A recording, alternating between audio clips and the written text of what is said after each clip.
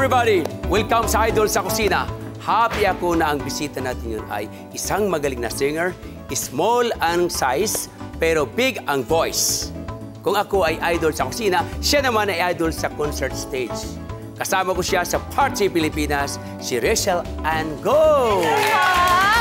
Hi, Chef Yes. Boy! Welcome sa Idol Hello sa Kusina. po. Welcome. Nice to see you again. Maraming salamat po for having me dito ako sa kabila. Yes, Alam niyo okay. po ba, Chef, na idol kayo ng nanay ko? Wow, talaga? Opo. At pilit po niyang ginagaya yung mga luto niyo. Pero, Chef, hi, ma, nanonood din ngayon. Hi, ma. Masarap din naman, Hindi ka Chef. mama, no? Pero, masarap din naman po. Pero, syempre, iba po pag kayo ang nagluto. Kaya, I'm very happy na makakasama ko ang ngayon dito. Ayan. Okay, alright. Thank Turuan you. kitang magluto, turuan mo rin akong kumanta. Ay, sige po. Pero bago po yung singing lessons natin, pwede mo bang, Chef, unahin muna natin ang cooking lessons po natin? Oo, sige, Ito madali muna. mong kausap eh.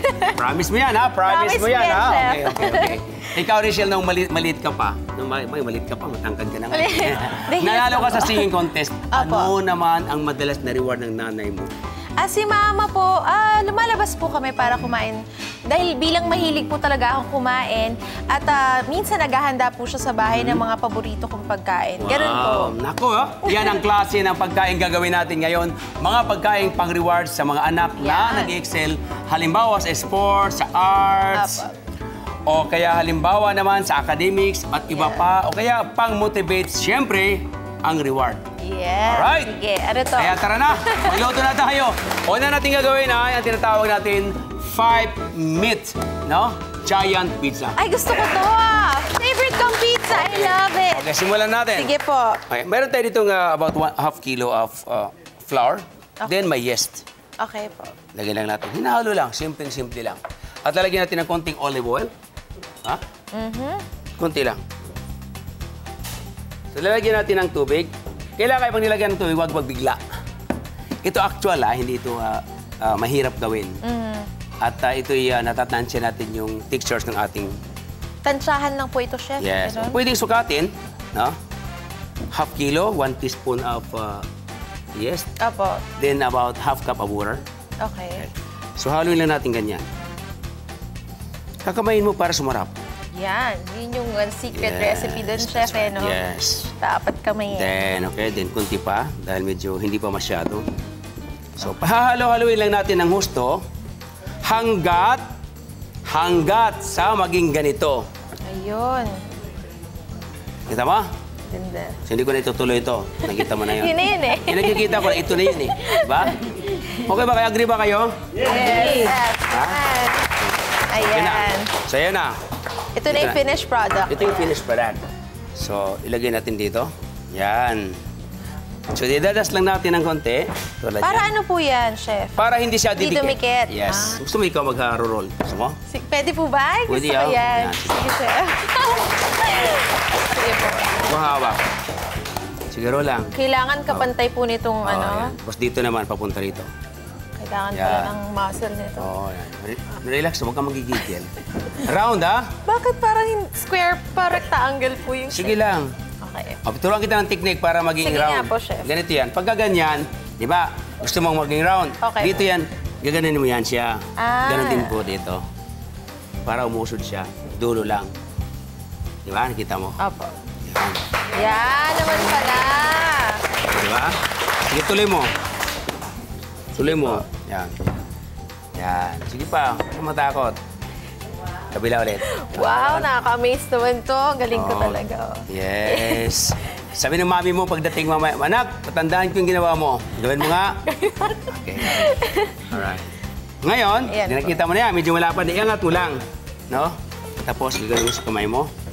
Yan. Naku. So, ikot-ikot mo lang, di ba? Ayun pala Para hindi yun. mabutas. Yan.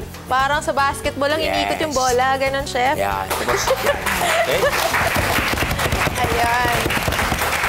Di ba? Ayos. Pwede mo ikutin gano'n, kaya lang Ganon. baka sumawit doon. Manipis na po. Yes. Now, i-drizzle natin itong ano natin.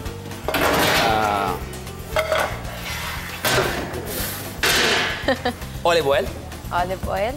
Didrizzle natin for the pizza para hindi siya masunog. Okay. Then, konti lang po talagang oil, no? yes. Alright. So, ipalit natin dito. Lagyan natin sa dulo. Ganyan lang. Tumiklop ba? Tumiklop. Okay lang yan. Huwag kang mag-alala. Okay po. Kaya nating buhayin. Ayan. Okay? Ayan. Rachel, gagawa Yes tayo po. ng sauce. Ayan. Ayan. Olive oil ulit. Ito yung scallion o kaya onion, dried tomato. Then tomato paste. Yung peeled tomato. Pwedeng fresh, pwedeng in can. Then salt and pepper. So yan na po yan. Antayin natin kumulo. At ito na po yung kaninang ginawa ko. Mas Ayan. maaga. Walang pagkakaiba. Yan po yun. Product. Di ba? Yes. Ngayon, ilalagay natin dito sa ating Pizza. Ito pizza. na. Yes. Sa dough. Alam mo, para sumarap, ang Apo. ginawa ko yan, nilagyan ko muna ng cheese. Ay, yung cheese muna. Mozzarella muna.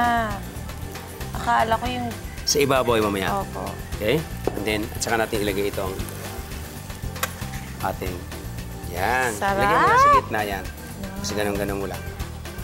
Ay. Alright? Chef Boy, question po. Yes, Miss Ana. Meron po bang basic rules dyan sa mga pwedeng ihahalo or pagsasama-samahin o yung hindi dapat pagsasamahin? Ang pizza po ay talaga siyang halo-halo. No? Kasi ang pizza, ito po yung comfort food. Madaling kainin. Kahit anong ilagay mo, kahit sa tinapay, parang pizza na rin. So, madaling gawin. Kahit ano pwede po ipatong. Now, nandiyan na. Lagyan natin yung palaman. Okay. Sel, yan. Sauce. Sa akin, bacon. Yan. Ito na yun. Yan, yun na yun. Igagano mo lang. No?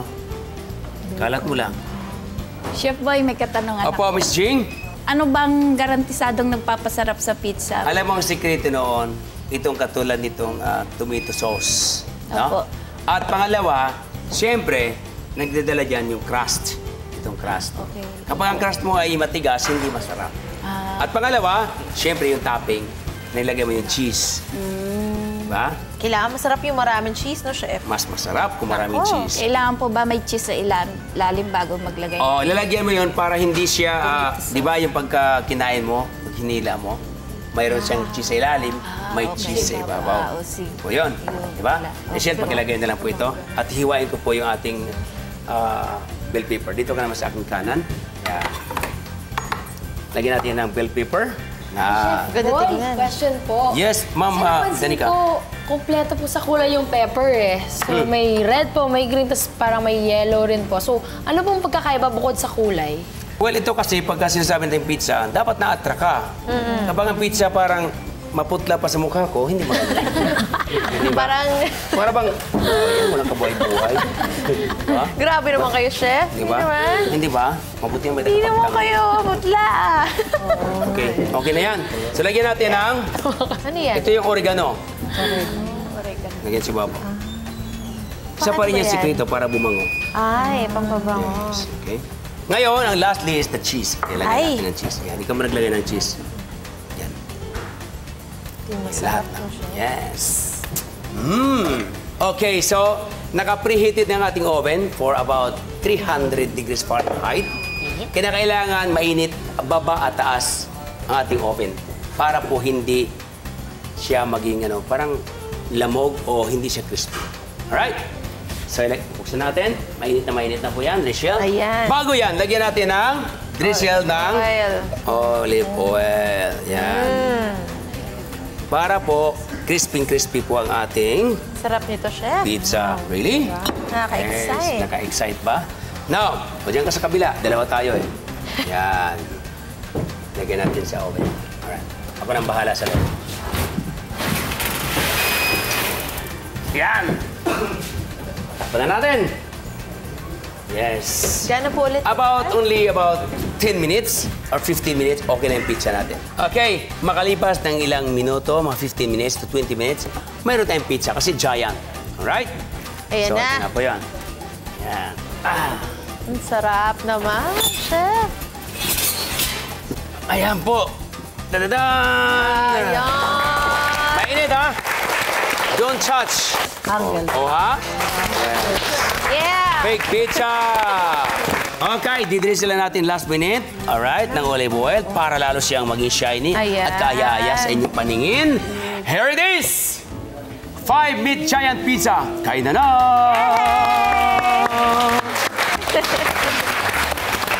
Okay, Ma'am Richelle, doon na Yes tayo. po. Maupo Ay. ka na. At bibigyan kita ng pizza. Sige po. Yes! Yahoo! Sarap. Yes! Ito na. Danica, akin na yung plato mo. Giant, hindi ako. Giant talaga. Masarap po ba? Masarap po. Masarap. Sige po. Ang sarap ng pizza na ginawa ni Chef. Yung lasa tamang-tama, hindi maalap, hindi maasim. Tapos, sobrang perfect. I'm sure maubos ko yung isang bilog na. Sobrang sarap. Good job, Chef! Super sarap. Hindi lang yung toppings yung masarap, kung hindi yung crust niya, crispy. Huwag kayong alis. Tuturuan ko kayong magluto ng Magic Creamy Spaghetti sa aming pagbabalik dito lang sa Idol sa Kusina!